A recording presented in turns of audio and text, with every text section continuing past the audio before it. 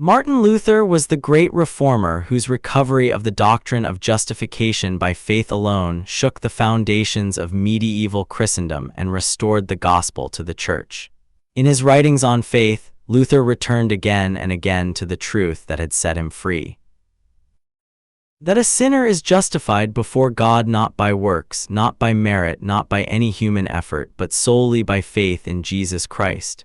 Luther's understanding of faith was forged in the fires of personal anguish.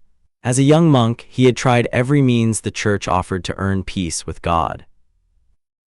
He fasted, he confessed, he performed penances, he went on pilgrimage. Yet the more he labored, the more his conscience accused him. He could never do enough to satisfy the demands of a holy God. It was in this crisis that the light of the gospel broke through. The breakthrough came as Luther studied the epistle to the Romans, "The just shall live by faith." These words, which Luther had read many times before, suddenly came alive with new meaning. He saw that the righteousness of God is not a standard by which God condemns sinners, but a gift by which God justifies them. This righteousness comes through faith, not through works. It is received, not achieved. Luther taught that faith is not merely intellectual assent to a set of doctrines.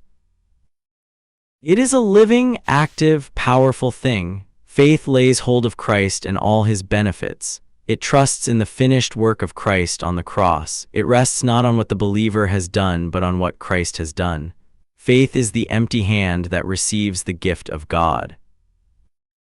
The object of saving faith is Christ alone. Luther was emphatic on this point. Faith does not look inward to the believer's own worthiness. It does not look backward to the believer's past achievements. It looks upward and outward to Christ, who was crucified for sinners, who bore their punishment, who satisfied divine justice, and who rose again for their justification. Christ is the treasure, and faith is the hand that grasps that treasure. Luther made a critical distinction between the law and the gospel. The law tells us what we must do but gives us no power to do it. The law reveals sin, exposes guilt, and drives the sinner to despair. The gospel, by contrast, tells us what God has done for us in Christ. The gospel brings the good news that our sins are forgiven, our guilt is removed, and we are accepted by God through faith. To confuse law and gospel is to corrupt the entire Christian message. Justification, Luther insisted, is a forensic declaration. It is God's legal verdict that the sinner is righteous. This verdict is not based on any change within the sinner, but on the imputation of Christ's righteousness.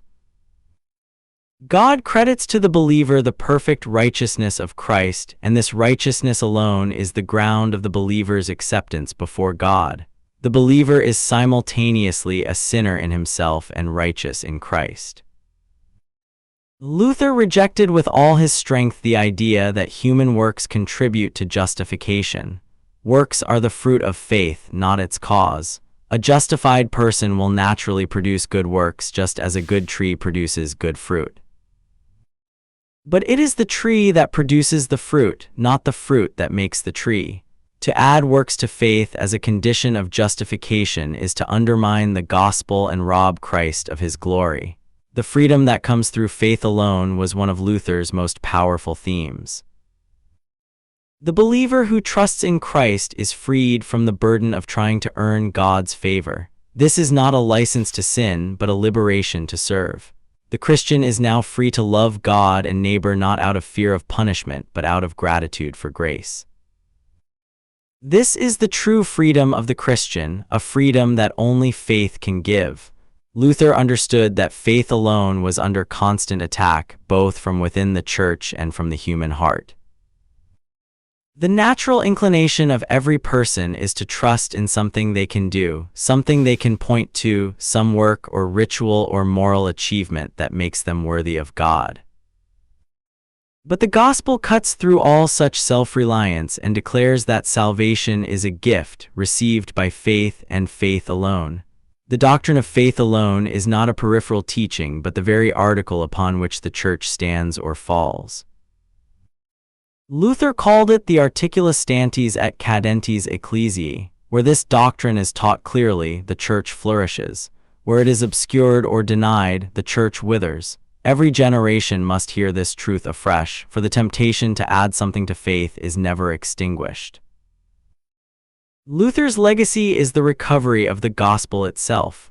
By insisting that faith alone justifies, he restored to the church the central message of the New Testament. He did not invent this doctrine.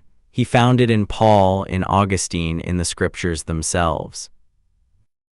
What Luther did was strip away the centuries of accumulated tradition that had buried the gospel under a mountain of human works and merit, and he set the pure gold of justification by faith alone where it could shine once more for all the world to see.